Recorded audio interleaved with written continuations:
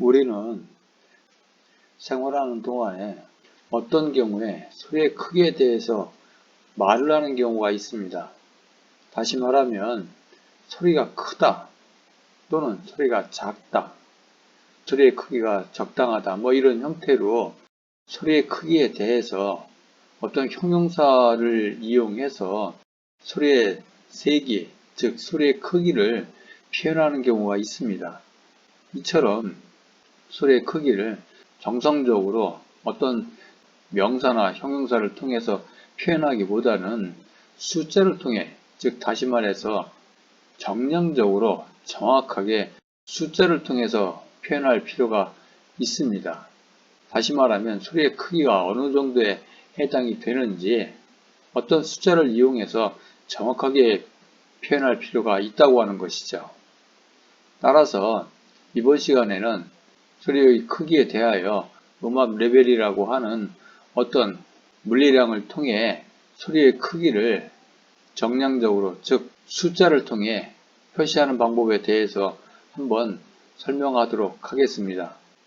좀 전에 설명했던 바와 같이 소리의 크기라고 하는 것은 음압이라고 하는 일종의 압력을 활용해서 그 크기를 설명하게 됩니다.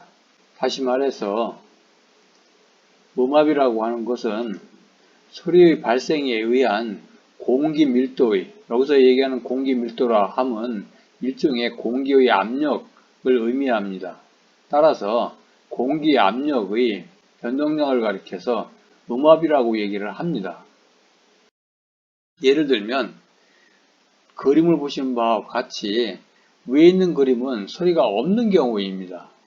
소리가 없을 때에는 이와 같이 검정색 점으로 표시된 공기 입자들이 모두 균일하게, 즉 같은 간격으로 위치해 있는 것을 볼 수가 있습니다. 그러나 아래에 있는 그림에서 보는 바와 같이 가운데 중간에 있는 어떤 스피커에서 소리가 발생을 하면 위에 있는 그림에서와 같이 동일한 간격으로 위치했던 공기 입자들이 어느 부분에서는 많이 모이게 되고 어느 부분에는 공기들의 숫자가 줄어들고 많아지고 줄어들고 많아지고 줄어들고 이런 식으로 위치에 따라서 공기 입자들의 압력이 변한다고 하는 것이죠. 따라서 이 음압이라고 하는 것은 소리가 발생했을 때 소리가 없을 때의 공기 압력에 비해서 얼마큼 변했느냐, 그 변한 공기의 압력 정도를 그거를 우리는 음압이라고 하는 것입니다. 실제로 소리가 발생을 한 예를 한번 보여드리면 이와 같습니다. 이와 같이 스피커에 소리가 나면 원래 소리가 없을 때에는 공기 입자들이 이렇게 모두 균일하게 있었는데 소리가 발생함으로 인해서 많이 모인데 적게 모인데 많이 모인데 적게 모인데 이런 식으로 위치에 따라서 공기의 압력이 변한다고 하는 것이죠. 따라서 소리가 없을 때 공기 압력에 비해서 소리가 발생함으로 인해서 변동된 공기 압력의 변화량을 음압이라고 정의를 합니다.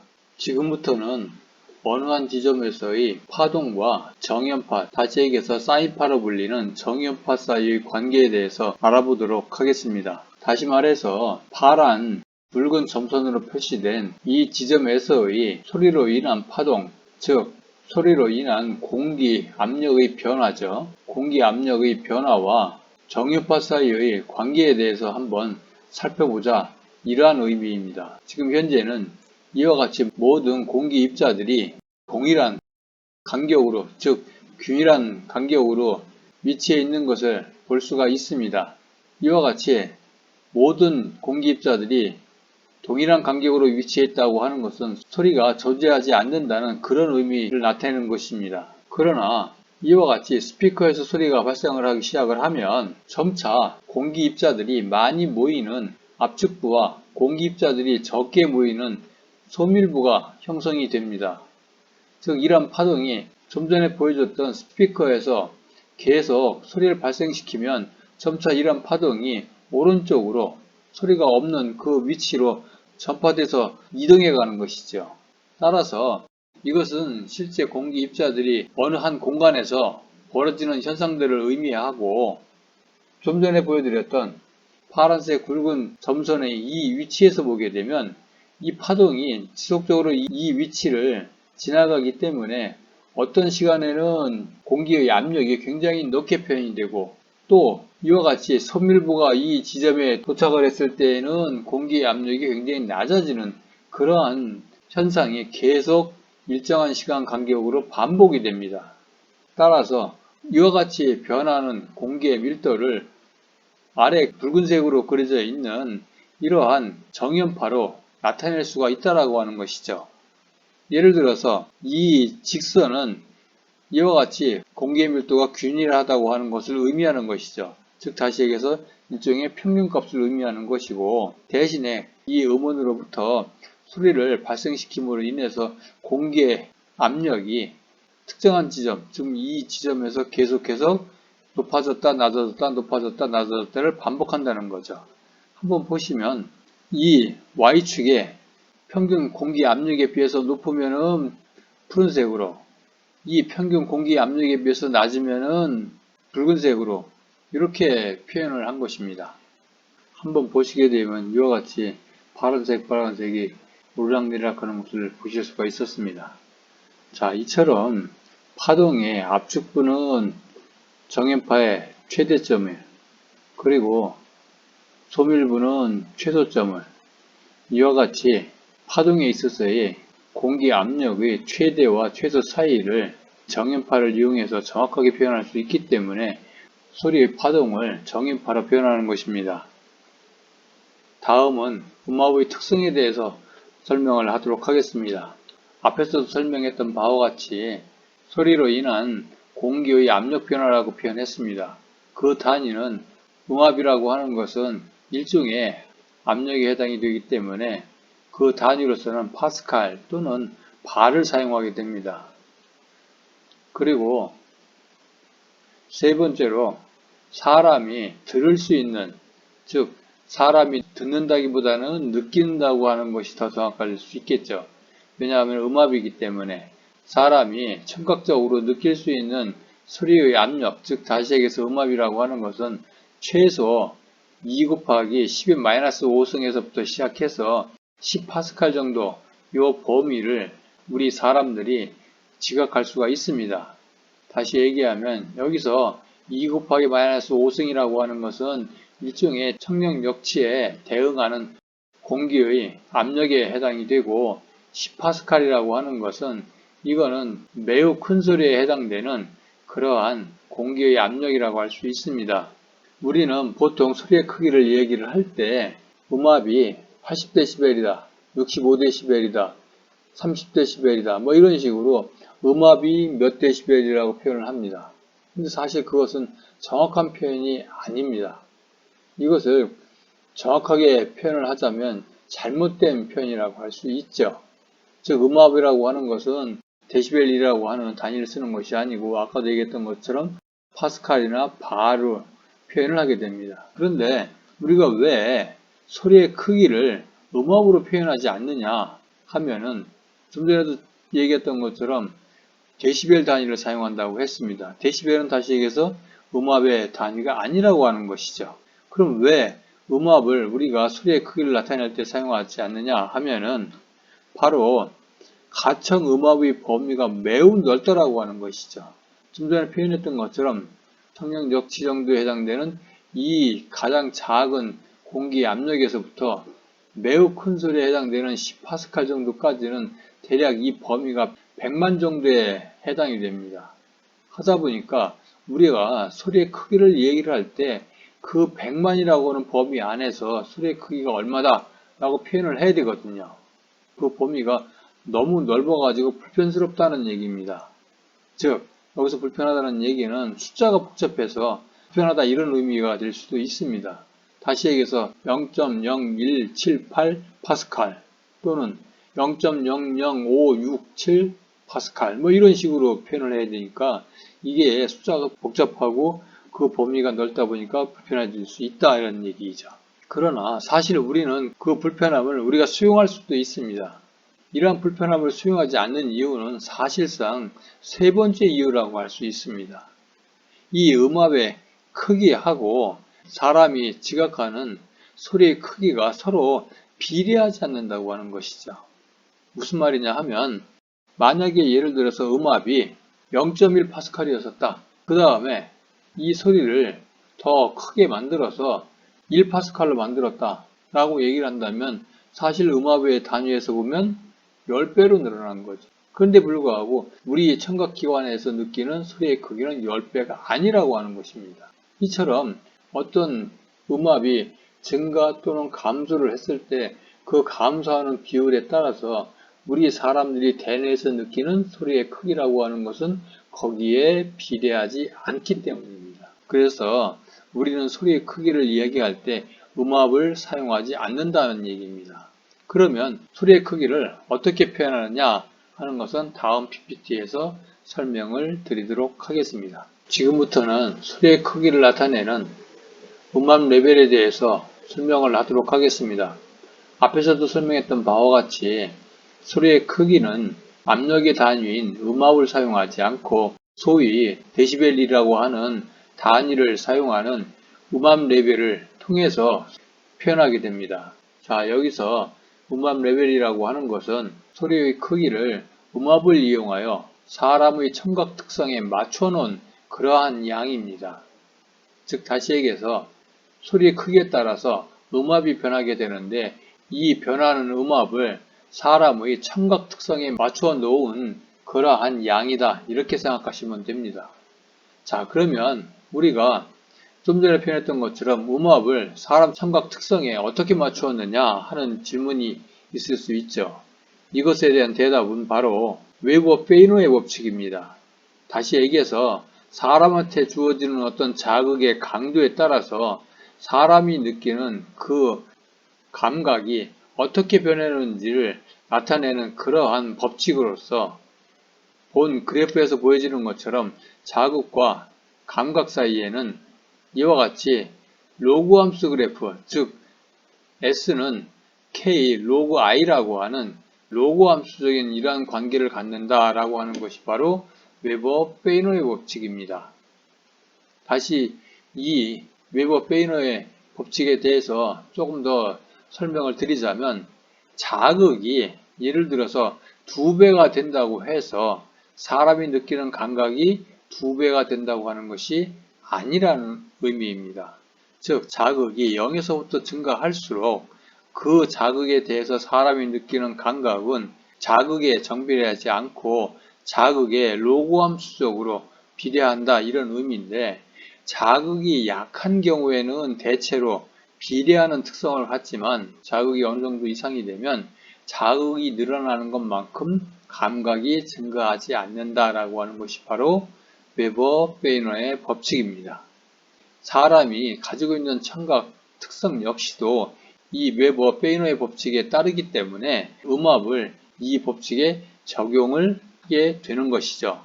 그래서 바로 음압 레벨이라고 하는 사운드 프레셔 레벨이라고 하는 소위 우리가 쉽게 SPL이라고 얘기를 하죠. 이 음압 레벨이라고 하는 새로운 용어를 정의하게 된 것입니다. 즉 음압 레벨을 나타내는 SPL이라고 하는 것은 이와 같이 20로그 P 제로분의 P로 정의가 됩니다. 어쨌든 이 음압 레벨이라고 하는 것은 웨버-페이노의 법칙에 의해서 로그 함수적으로 변한다 이런 얘기죠. 여기서 로그 함수를 쓰는 이유는 좀 전에도 설명했던 것처럼 청각 역시도 웨버-페이노의 법칙에 따르기 때문이다 하는 얘기입니다. 이 식에서 P0는 사람이 들을 수 있는 가장 작은 소리, 앞 페이지에서 2 곱하기 10의 5승 파스칼이라고 했죠. 이거는 다른 말로 표현하면 20 마이크로 파스칼입니다. 그 다음에 여기에 있는 이 P라고 하는 이 값은 우리가 지금 현재 측정하고자 하는 그 소리의 음압에 해당이 됩니다. 따라서 이 둘 사이의 비율에 대한 로그 값에 20을 곱해 준 값이 음압 레벨이 되는데 그 단위는 여러분들이 알고 있는 데시벨을 사용하는 것입니다. 따라서 지금까지 우리는 음압이 60데시벨이다 이렇게 얘기하면 사실은 잘못된 표현인 것이죠.